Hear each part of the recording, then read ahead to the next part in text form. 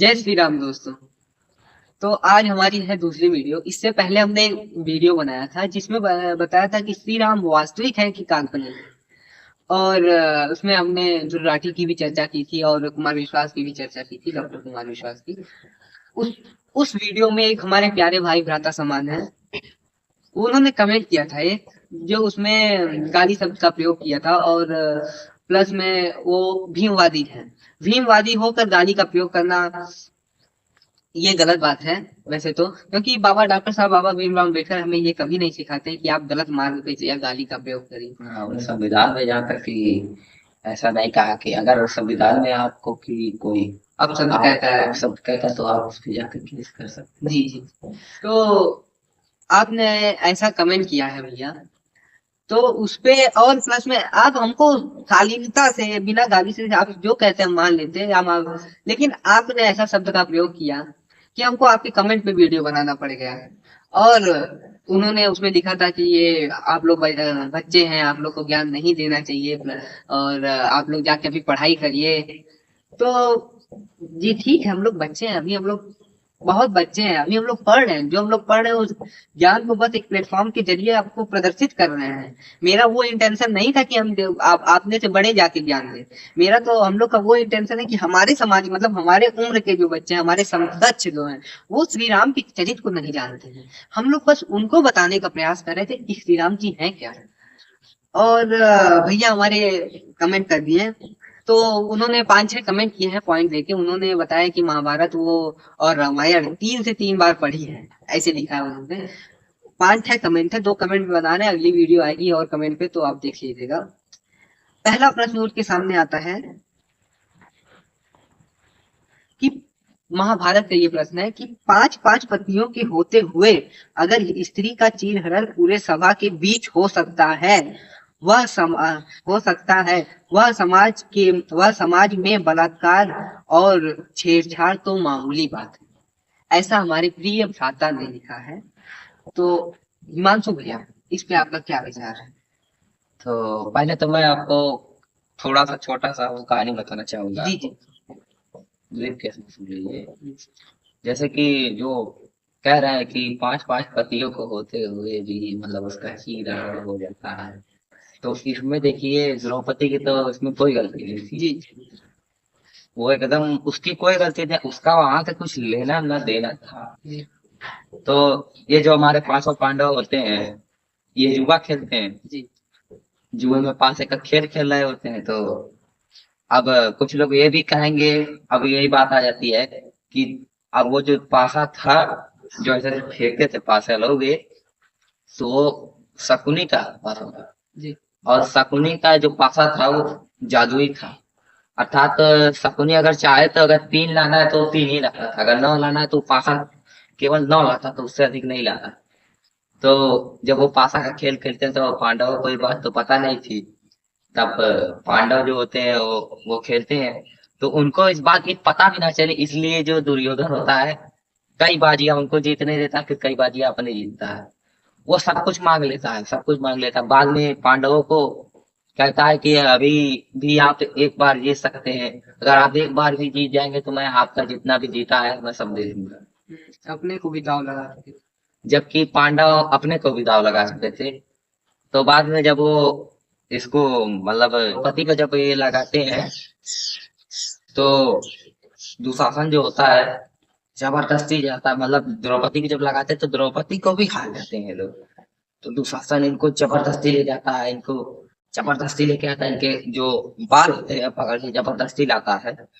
तो जब वहां पे चीर हरण होने लगता है, जब तब द्रौपदी जो है सबको, पूरे सभा में जितने भी बैठे लोग थे, सबको सबको बोलता है, सबको बोलती है द्रौपदी की आप लोग मेरी मदद कीजिए, मतलब कि ये दुष्ट पापी मेरा चीरहरण कर रहा है। तो सभी से जब द्रौपदी कह लेती है, थक हार जाती है, कोई उसके विरुद्ध मतलब दुशासन के विरुद्ध कुछ भी नहीं ले लोग कहते हैं। तब बाद में वही श्री कृष्ण को याद करती है, तो श्री कृष्ण आते हैं, उसका जो चीरहरण होता है तब उसको बचाते हैं। रही बात कहानी लंबी नहीं जाने ले जाना चाहते हैं हम, तो सबको पता है श्री किस कैसे आते हैं, क्योंकि जो उनके अंगुली में चक्र चलाते हुए जब चक्र जब लौटता है तो उनके अंगुली में जो घाव लग जाता है, तो ये द्रौपदी अपना चीर फाड़ कर उनके अंगुली को बांधती है। तो अर्थात उसी का कर्ज मिटाने श्री कृष्ण आते हैं। तो जब आते हैं तो जो उस सभा में जितने भी लोग बैठे हुए थे, उसमें कोई जो है, कोई नहीं कि द्रौपदी के साथ अन्याय हुआ है, कोई नहीं कहता है।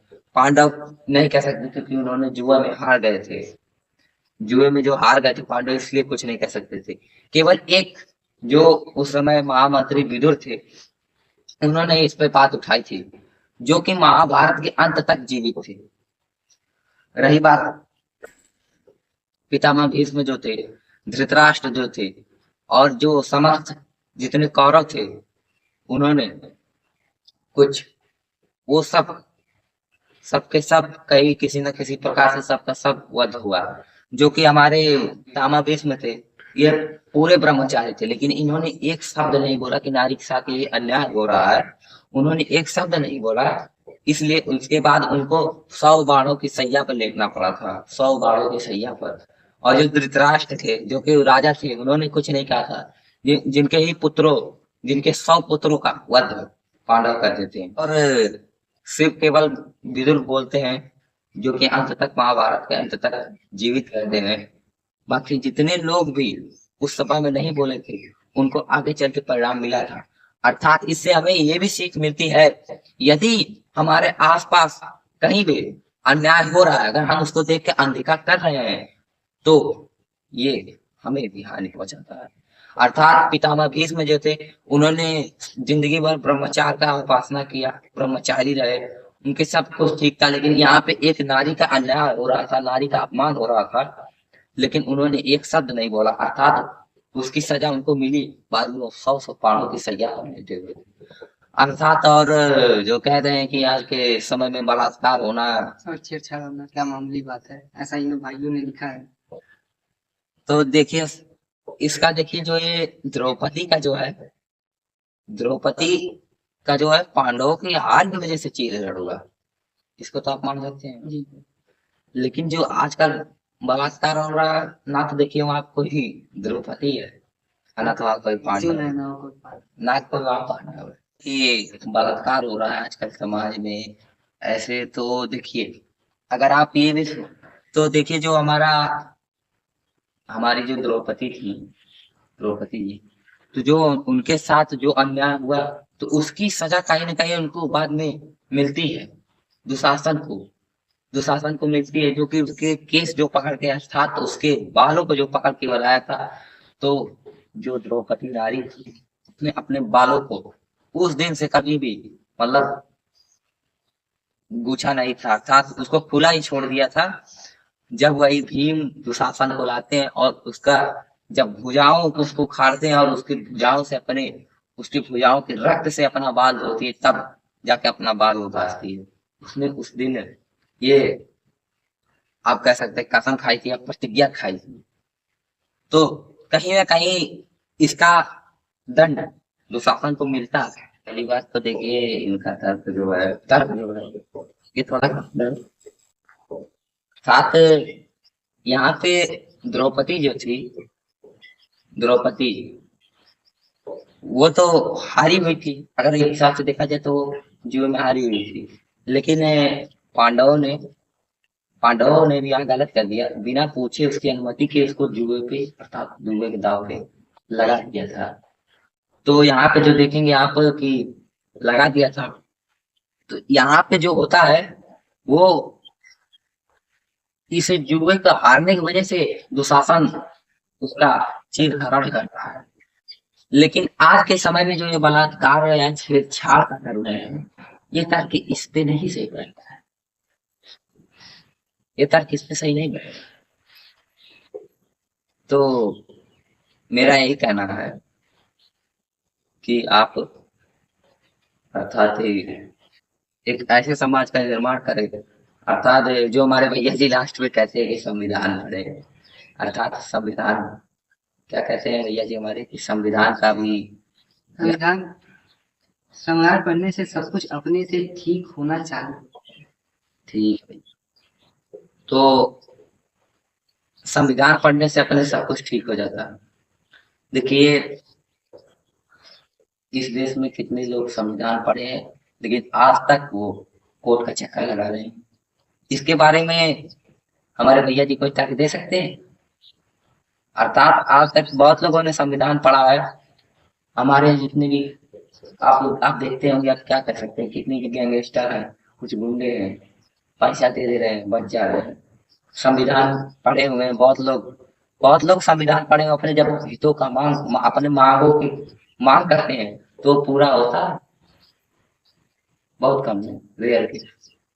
तो वही हम कहना चाहेंगे कि जो हमारे भैया जी कह रहे हैं कि संविधान पढ़ने से सब कुछ ठीक हो जाएगा, तो देखिए संविधान पढ़िए, हमें संविधान की कोई खेद नहीं, क्योंकि आज का जो समय है संविधान पे चल रहा है, ना कि गीता और कुरान की। गीता कुरान के जो है अब उपदेश चल रहे हैं, अर्थात उसके जो नैतिक मूल्य हैं उसको सब पढ़ के अपने जीवन में उतार रहे हैं। जी, संविधान जो है वो एक व्यवस्था, एक देश को चलाने की व्यवस्था वो लिखी गई है उसमें जी। लेकिन जो गीता है और कुरान है उसमें मानवता के बारे में बताया गया कि मनुष्य को ऐसा होना चाहिए। अर्थात तो देश तो ये मनुष्य को चलाने की, जी, गीता और कुरान मनुष्य को, मानवता को, इसको जिंदा रखने की, इसको चलाने की एक किताब है, और संविधान एक देश को चलाने की किताब है। अर्थात यदि आप देखिए, यदि आप गीता या रामायण का रोज पाठ करेंगे, हमारा क्या है, हमारा जो तर्क है, ये हमारा तर्क है, यदि आप गीता और रामायण का यदि पाठ करेंगे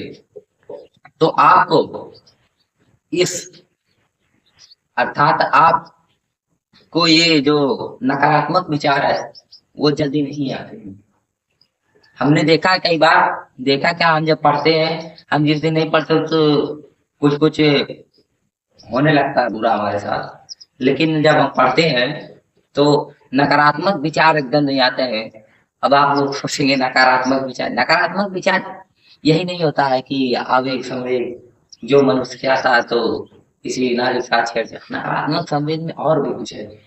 यदि आपको किसी से घृणा है, ये आपको घमंड है या घृणा है, तो ये सब भी नकारात्मक विचार में आते हैं। अर्थात यदि आप गीता या रामचरितमानस का पाठ करेंगे तो आप नकारात्मक विचार से बचे रहेंगे। तो हमारा यही देखिए सुझाव है कि पहली बात तो इसमें द्रौपदी का जब चीरहरण होता है तो उसके जितने भी, अर्थात उसके जो चीरहरण करता उसकी तो उसको तो दंड मिलता है, लेकिन जो चीरहरण होते हुए देख कर भी उसके बारे में, नारी के सम्मान के बारे में जो कुछ नहीं बोलता है, अर्थात उसको भी दंड भुगतना पड़ता है। आप इसका सक्षम उदाहरण पितामह भीष्म को ले सकते हैं। तो हमारा यही कहना है कि जो ये समाज है, यदि ऐसे कोई कुरीतियों को देख रहा है तो उस पर आवाज जरूर उठाए, और उठाता भी है, लेकिन कुछ लोग इसको दबा देते। जी, आपकी बात एकदम सही है, हम आपकी बात से स्वीकार करते हैं आपकी बात को। तो दोस्तों, आपने इस वीडियो में देखा कि हमारे भाई साहब ने क्या विचार दिया। इनका विचार बहुत ही उत्कृष्ट स्तर का था। और रही बात भैया की हमारे, तो उन पे बस हम एक लाइन बताना चाहेंगे कि भैया आप, हम अपने अगले वीडियो में बताया ना कि आप जो है ये न देखिए कि उसमें क्या हुआ है। देखिए गलतियां आप में भी होंगी, बुराइयां आप में भी होंगी, आप में भी कुछ अच्छाइयां है, कुछ बुराइयां है, सब में होती है। तो आप कुछ अच्छी चीज को लीजिए ना। बाबा साहब भीमराव अम्बेडकर के आप जब भीम लिखते हैं तो उनके पद चिन्हों पे चलने का प्रयास करिए, और ये सोचिए कि हमको क्या चीज वहां से लेना है। हमारे पिताजी कहते थे कि खुद गलती करके सीखेंगे तो ये जिंदगी भी कम पड़ जाएगी, इसलिए दूसरों की गलतियों से सीखिए। तो इसमें जो गलती हुई आप इससे सीखिए कि हमें काम नहीं करना है। आप ये लिख रहे हैं कि क्या कहते हैं इस समाज में बलात्कार और क्या कहते हैं छेड़छाड़ मामूली बात है, तो भैया आप इससे बचिए और हर जगह से कुछ अच्छी चीजें लेने का प्रयास किया करिए, बुरी चीजें ना लेने का प्रयास करिए। मेरा आपसे अनुरोध है, हम आपको ज्ञान नहीं दे रहे हैं, यहाँ हम आपके दोबारा बोल रहे हैं। तो इस वीडियो का समापन होता है। जय श्री राम। जय श्री राम।